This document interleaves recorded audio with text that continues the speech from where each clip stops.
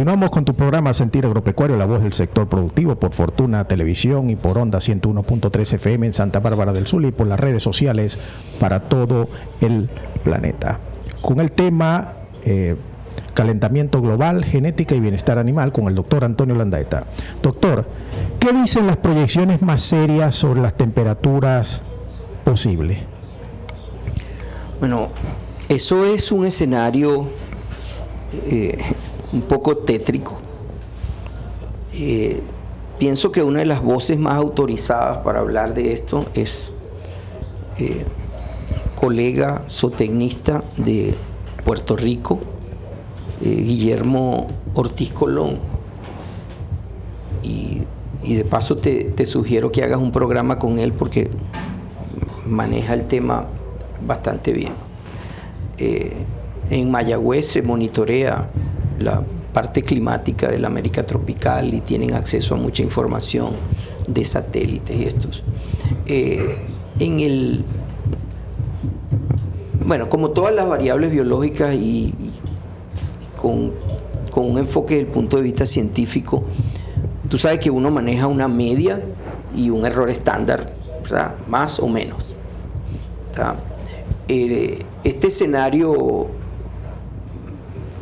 media, ¿verdad? Que no es el promedio, es la media.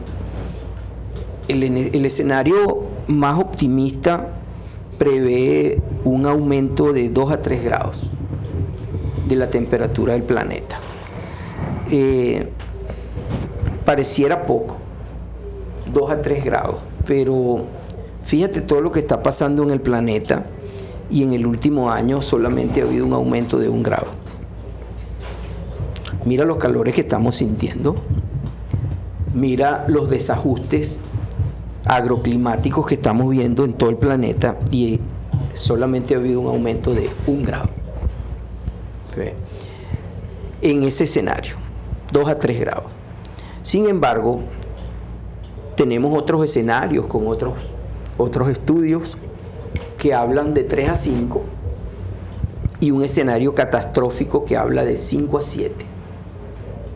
Esas son las perspectivas. Hay preocupación o hay una aparente preocupación en el mundo con este tema y la reversibilidad del proceso, porque hay investigadores que dicen que ya el planeta entró en una fase en donde no hay vuelta atrás.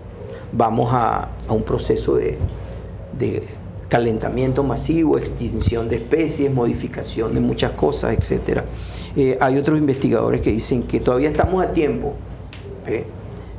El problema que yo veo desde mi humilde esquina, mi humilde e ignorante esquina, es que los mayores contribuyentes con descargas de gases no suscriben el protocolo de Kioto, el acuerdo de todas las naciones del planeta para reducir las emisiones de gases, ¿verdad?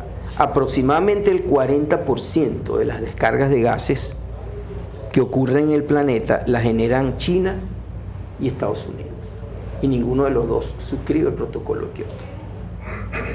Entonces eso te obliga a no ser tan optimista, ¿verdad? Porque ambos son países que funcionan de una manera egoísta, ¿no? Te estás viendo solamente los intereses, principalmente económicos, de sus países y no están viendo el interés de la humanidad.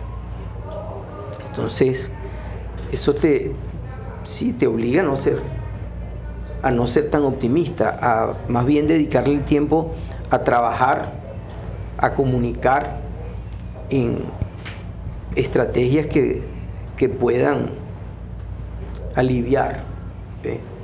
Y siempre esperando que ocurra algún momento de iluminación en el ser humano para decir, hey, páralo, ¿ve? Primero es la vida, ¿ve?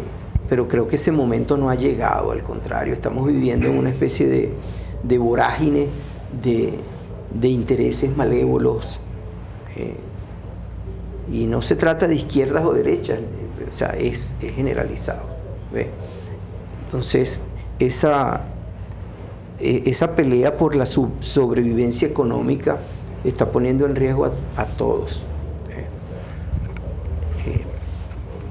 Nosotros pensamos, y lo digo desde la Unidad de Investigaciones Zootécnicas, que lo mejor que podemos hacer es trabajar en estrategias para aliviar el estrés calórico hasta donde sea posible, y comunicarle a la gente que esto está pasando, es en serio. Yo pienso que, al menos en el caso venezolano, la situación ha cambiado. Nosotros comenzamos a hablar en la UNIS de calentamiento global hace unos 15 años. Y te digo honestamente, el 80% pensaba que eso era bromas. Yo pienso que ahorita a nadie le quedan dudas que el problema es serio. Si nosotros básicamente hemos enfocado los trabajos en los últimos años en estrategias de enfriamiento, desde el punto de vista genético y desde el punto de vista físico, creando algunos artificios para disminuir la captación de calor, para favorecer la liberación de radiación, etcétera, etcétera. Con los pocos instrumentos que tenemos, porque ya sabemos el estado en que están las universidades venezolanas y la fuga cerebro masiva que hemos tenido. Pero afortunadamente tenemos programas como este y tenemos instrumentos como estos, como las redes, que han potencializado la capacidad de informar. Aun y cuando, bueno, también sabemos que existen mecanismos para filtrar a las redes y filtrar información, pero bueno, uno hace hasta donde puede. Probablemente el proceso de maduración que uno experimenta a través de los años te hace llegar a la conclusión que no funciona querer ser Superman, no funciona querer ser el superhéroe, tú haces hasta donde tú puedas. Doctor, ¿y qué efectos tendría el calentamiento global en el planeta y qué podemos hacer? Mira, desde el punto de vista de la producción animal, que es básicamente lo único que yo puedo hablar, las investigaciones con respecto a efectos del estrés calórico datan en sus principios desde los años 70 y en particular es la Universidad de Florida uno de los líderes mundiales en cuanto a este tipo de estudios y bueno, yo no pierdo nunca la oportunidad de agradecerle a Dios de haberme puesto siempre en las mejores manos. Parte de esos investigadores fueron mis tutores y siguen siendo mis tutores, y eso en cierto modo le permite a la Unidad de Investigaciones Zootécnicas tener siempre información de primera mano y cosas que hacer.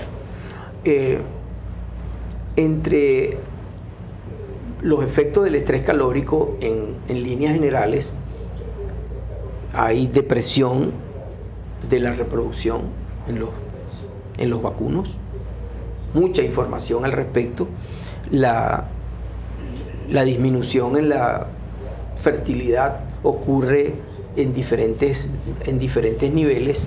En un principio las investigaciones se concentraron en la mortalidad embrionaria y estas cosas, pero hoy en día no, vemos que los efectos son mucho más profundos. Ya no es solamente un efecto destructivo en el folículo dominante que está ovulando en ese momento, ¿no? Los efectos van mucho más profundos en el estroma ovárico y te permite entonces entender por qué cuando llega la época fresca, en el caso nuestro y en el caso del trópico, cuando llega la temporada fresca, las vacas ciclan normalmente pero no se preñan. Pasan 3-4 ciclos para entonces preñarse, y eso sucede básicamente porque los ovocitos de los estratos profundos en el estroma ovárico también fueron dañados. Entonces el animal tiene que evacuar todo ese material para entonces preñarse.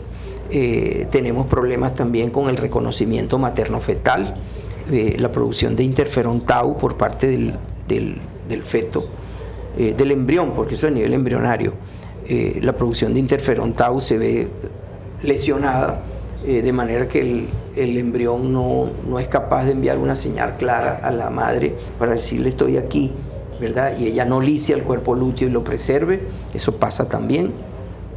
Hay alteraciones endometriales que impiden una buena implantación del embrión, y en casos de que éste logre sobrevivir, estas son investigaciones más recientes también en la Universidad de Florida del grupo del doctor Jeff Doll, se están reportando efectos epigenéticos en el embrión y en el feto, producto del estrés calórico y la malnutrición de la madre gestante. Esta parte nos afecta muchísimo, porque los niveles de manejo en nuestras fincas continúan siendo malos. La vaca gestante normalmente, históricamente, es la que ha recibido los peores potreros, y entonces tú tienes un problema de malnutrición de la madre gestante y en consecuencia del feto, y eso va a generar daños crónicos. El animal, independientemente de la genética que tú uses, no va a expresar el potencial genético, porque hubo una cantidad de señales de origen epigenético. Imagínate una oficina de administración, ¿verdad? Recibe información de cómo está la situación afuera con la alimentación, con la temperatura, y señala hacia adentro. Los efectos epigenéticos son impresionantes porque provocan cambios morfológicos sin alterar el genoma, ¿no? Entonces, esta señal que recibe el feto es, olvídate de la producción de leche, olvídate de la reproducción, porque aquí venimos a sobrevivir. Entonces tú estás esperando por un pedigrí, por un programa genético que aquello exprese, y no lo va a hacer. Y esto ocurre por efectos del estrés calórico en la madre gestante y del estrés nutricional en la madre gestante. Entonces fíjate a qué profundidad estamos trabajando. Y por el otro lado, con el caso de los machos tampoco están exentos de daños producto del estrés calórico. Tienes en Canadá, en Saskatoon, al doctor Kastelik y Atunda Till, que vienen trabajando desde hace bastantes años en efectos de la hipertermia en la fisiología del testículo, la espermatogénesis, la calidad seminal. Tienes en Alemania al grupo del doctor Heiner Wollwein. Ellos hacen una especie de interfase con la estación de Marianne y la Universidad de Zúrich. También han venido trabajando bastante sobre estrés calórico en calidad seminal, y están hablando de microARN que se activa a consecuencia del estrés calórico. Hay animales más resistentes y menos resistentes. Incluso están sugiriendo un punto de corte para el índice de temperatura-humedad, que es el indicador de estrés calórico que usamos para las diferentes especies. Están sugiriendo un punto de corte inferior al que nosotros venimos manejando normalmente, que es de 72. En el caso alemán, suizo, están consiguiendo que a niveles de 65 de ITH ya hay daños.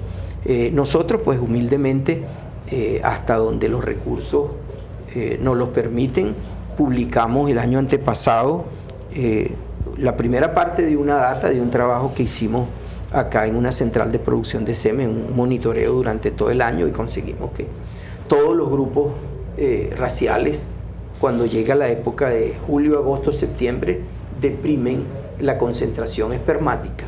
Y más grave todavía, hay daños a nivel de cromatina.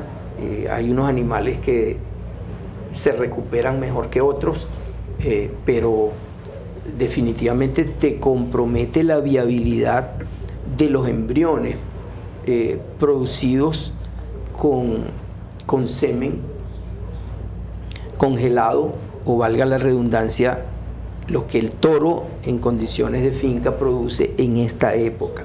Entonces, el efecto es dramático. Y no vamos a hablar de la producción de leche, la disminución del consumo, el atraso del crecimiento. Bueno, lo que sí tenemos claro es que el aumento de la temperatura ejerce una influencia negativa en la producción. tanto en las hembras como en los machos. Ahora vamos a un espacio comercial y retornaremos con el doctor Antonio Landaeta en tu programa Sentir Agropecuario, la voz del sector productivo.